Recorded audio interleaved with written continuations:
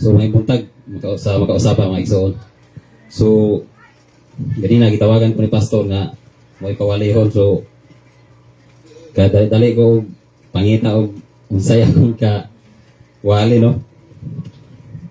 So nagpasalamat po ako pastor sa pagsalig nga din kita maka paabot sa pulong sa Dios.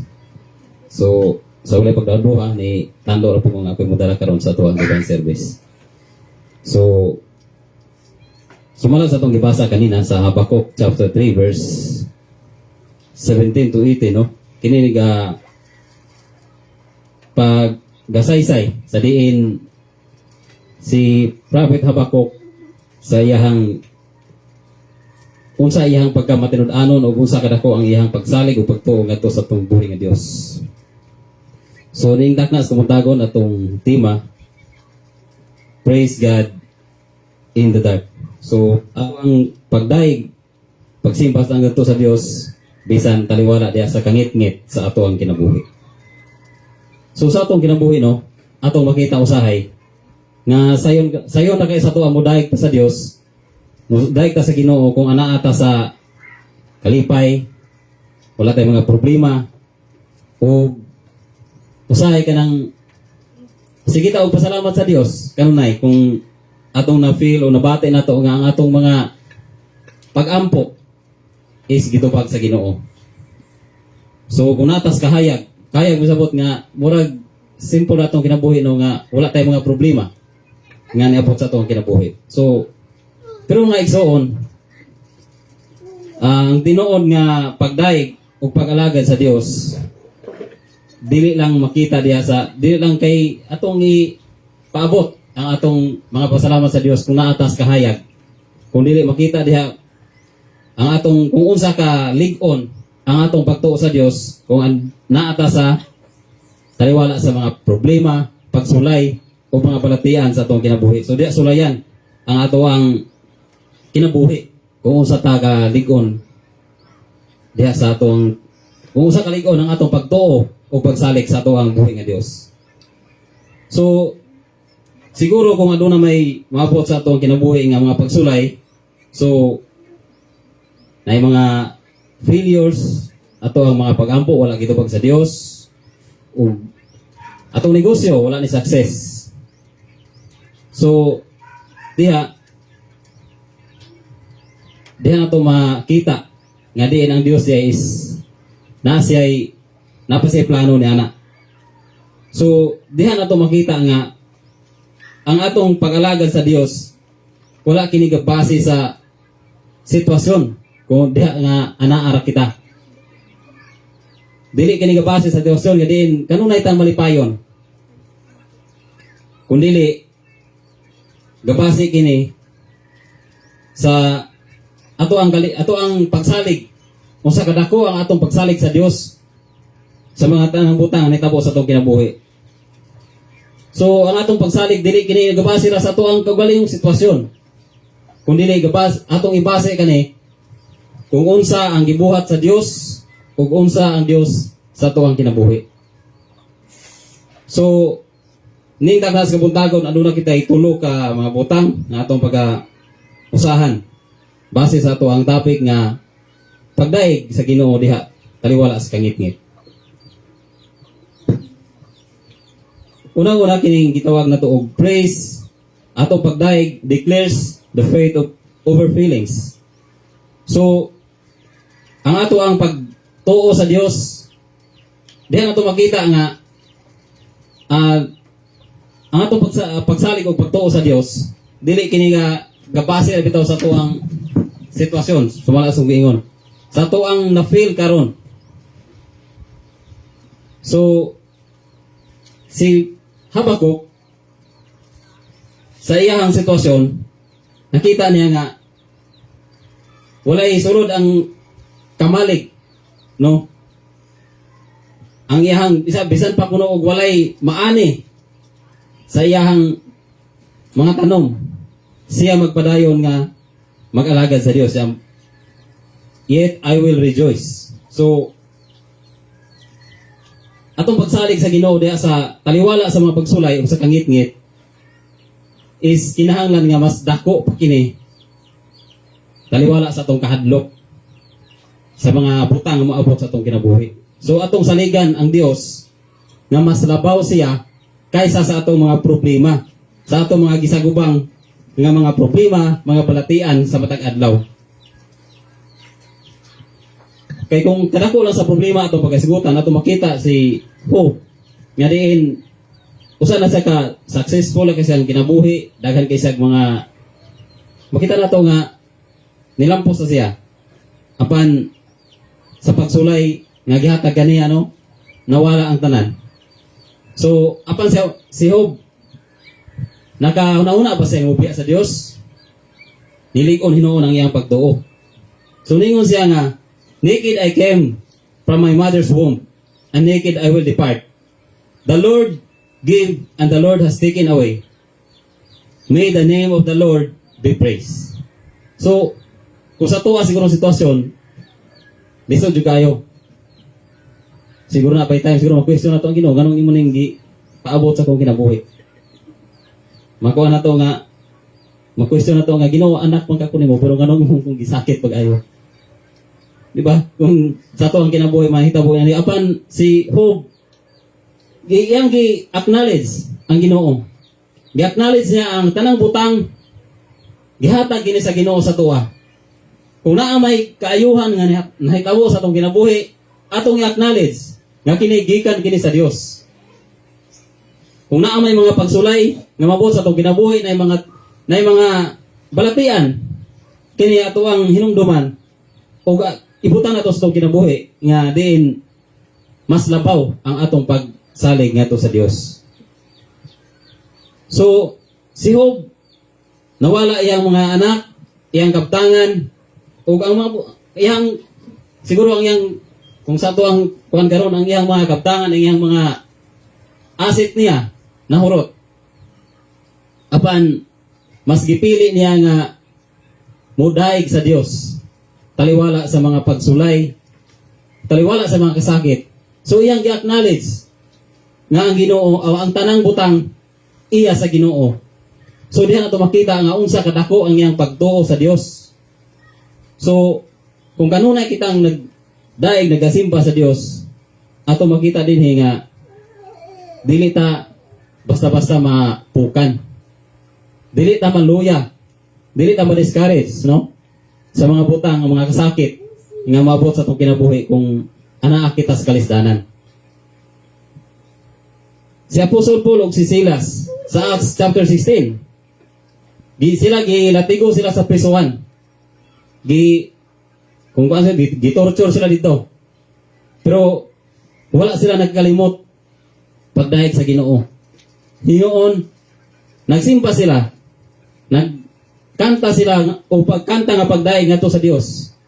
So sa diha naghatag ang Ginoo og milagro nga diin makagawa sila dito. So wala sila ni taliwala sa kalisdanan, bisag gitorture na sa sakit, no?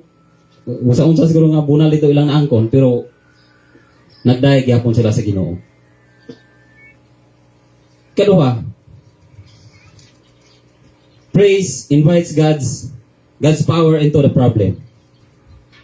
So ang Ginoo wala lang sa karuhay, kundi naa siya taliwala sa tong kalisdanan. Bisan tuod og sumala sa tong kuan, no? Bisan tuod og galisod ta, pero ang Ginoo na naglihok taliwala niya.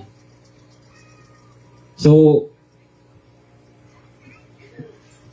kung atong pagdaig sa Dios, kanunay kita nagasalig sa Ginoo, dili nato ma-focus. So dili nato i-focus kung unsa kadako ang problema sa atong kinabuhi.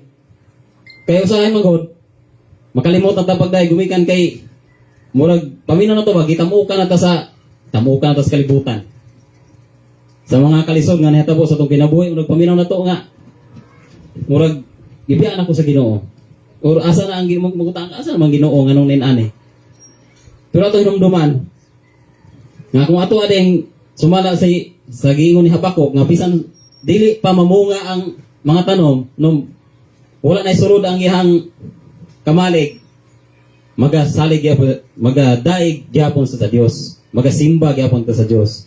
So ang pagsimba diyan nato makita, diyan nato ipakita sa pagsimba nga diin mas dako mas dako ang ato ang pagsalig sa Dios kumpara sa ato ang gidakon sa ato ang problema. So bisan pag unsa nga maabot sa mga kalisdanan sa atong kinabuhi, atong inunduman day nga dili ta wala tay pasihan ngano mo biya ta sa pag-alagad. Gumikan kay ang Dios naa taliwala sa tanan, no? So sa Book of 2 Chronicles chapter 20 verse 22. Usa ka example gini, no, sa nga diin atong lantawon nga diin bisan pag taliwala sa mga kalisdanan magpadayon ka pagdaig sa Dios. So as they began to sing and praise, the Lord set ambushes against the men of Ammon and Moab and Mount Seir, who were invading Judah, and they were defeated. So there is a story ni King Jehoshaphat. Wala sila sa ang iyang mga sundalo, wala sila nagsugod og gubat nga gamiton ang mga hinagiban, kundi gisugdan nila ang ilahang pakigubat or pakig-away pinaagi sa pagdaig sa Ginoo, paghatag og mga pagkanta og mga pagdaig ngadto sa Dios. So diri sa tuang as up ma-apply na to sa atong kinabuhi. Sa dili pa ta mo natay mga plano sa atong kinabuhi, di ba? Natay matagusan nato, natay mga gitinguha. So at para magbalampuson ta sa atong gitinguha, ato ning isalig sa Ginoo. Unahon na to pag-acknowledge ang Ginoo, unahon na to ang atong pag-ampo ngadto sa Dios. Kay sa diha sa atong pagdayo o pagsalig sa Dios, atong makita nga kung ang atong giampo nga sa kabutang kung dili ni i-grant sa Ginoo. So atong diyan atong makita nga laing plano ang Dios. Nganong wala ni giyatag. So dili ta maluya. Gumikan kay giuna nato ang Ginoo pag acknowledge. Giuna nato ang Ginoo pag giuna nato pagsalig sa Ginoo ang ato ang mga plano sa kinabuhi. So inani sa atong kinabuhi, so atong unahon ang Dios. Before ta mo rely sa ato ang kaugalingon. Kay kung atong kaugalingon atong saligan dili ang Dios, so mapakyas ta.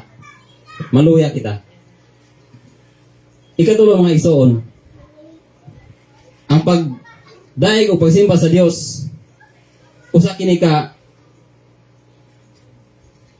atong pagdaig o pagsimba nga diha sa Dios taliwala sa kangit-ngit is usa kini ka hinagiban. So usa ka hinagiban nga din ato ang magamit kung kita nagasimba o nagdaig sa Dios.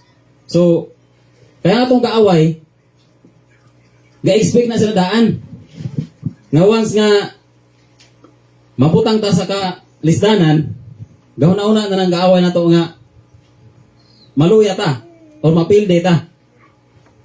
Mao bitaw nang kung naay mga sa ato ang kalibutan karon, so mugamit ang mga kaaway og tactics. So una-una ilahang kung usa tong kusog kayo sa imuha nga usa kun nakay tawo nga usa nahitabo karon sa ato ang panggobyerno. So kuhaon nila tong tao nga ligon kayo para luyahon to niyang usa. So mag-expect ng kaaway nga kani nga paagi maluya gini siya kay ato siyang kuhaan og kanang kasandigan. Pero sa tuwa mga igsunan, kung kita nagasandig ta sa Ginoo, ligo ng atong pagtuo ngadto sa Dios. Kanunay tang nagaday, nagasimba sa Dios, nagatuon ta sa iyang pulong. Ang kontra ang mapilyo dili kita. Kaya ga-expect ang kaaway nga kita malupig. Pero wala sila kabalo nga mas powerful ang Ginoo nga nasa tuwang kinabuhi. So sa Book of Isaiah chapter 61 verse 3, no? Diri ato makita nga ang atong pagdaig sa Ginoo is magkuan ba kanang mo replace sa kabugat sa mga pagsulay nga maabot sa atong kinabuhi. So iyang i-cover. Tagaan ta niya og igong kusog nga diin kita aduna kitay kaisog sa mga pagsulay. Natay igong kaisog nga mo daig sa atong buhi nga Dios. So ma-resist na to ang enemy's oppression kay gina-oppress ta sa enemy, di ba? So once nga ang Dios naa ka nato, so dili na kita mabalaka. Naatay taming. Naay taming sa atong kinabuhi para ang mayong butang iso. Dahil salamat sa pag-attend sa atong service. So magapadayon kita. Ang atong pagsimba o pagdaig sa Dios, taliwala diya sa kangit-ngit, mahimong ato ang taming. Feels embarrassed how she's dressed. If we were gonna go. It's okay. Dress. Philip. Good dress. She's if we were gonna go to the beach. It's okay. It's okay. Nice to meet you. Sorry. So, pagpadayon ang mga igsoon. Ang atong pagsimba o pagdaig sa Dios, taliwala sa mga pagsulay nga abot sa atong kinabuhi, taliwala sa kangit-ngit, mahimo kining ato ang hinagiban. Mahimo kining taming nato sa ato ang kinabuhi. Kung naa may mga pagsulay nga maabot sa atong kinabuhi, makaresist ta niya ang mga pagsulay. Gumikan kay ato ang pagdaig o pagsimba sa Dios is lig-on. Kabalo ta og kinsa atong gisandigan, so mas gamhanan ang Dios nga andam nga mo protekta sa tuwa bisan pag unsaon tag kuso-kuso sa mga pagsulay ug unsa man mga unos maabot sa tuwang kinabuhi. So mga kaigsuonan sa atong kinabuhi karon, siguro na usa ka nato nga nay problema, nay gisagupan nga mga balatian. Mayon nato taliwala sa kangit-ngit sa tuwang kinabuhi. Pero hinumdumay Ginoo, igsuon nga ang Dios mas labaw nga gamhanan. So nagulat ra siya nga itugyan nimo. Ang imong kaugalingon i-acknowledge nimo siya nga diin taliwala sa mga pagsulay sa imong kinabuhi, taliwala sa mga balatian nga naa nimo karon. Mas i-acknowledge nimo ang Dios nga siya mas gamhanan. Walay laing maka hatag nato og taas nga encouragement kun dili ang Dios. So ibutan nato ang Dios sa to ang kinabuhi. Dili lang tayo nga mudaig ra ta o mosimba ta sa Dios, taliwala sa mga kahayag, taliwala sa mga kanang success, no? Nga diha ta magpasalamat sa Dios. Kun dili magpasalamat ta sa Ginoo ug magsimba ta sa Dios, bisan pa paminaw nato nga nanatas kalisdanan kayo nga ngit-ngit na kayo, wala na tay matawag alain kundi ang Dios. So dahang salamat mga igsoon sa pagpaminaw o dalagyon ng Dios ning daknas kapuntagon.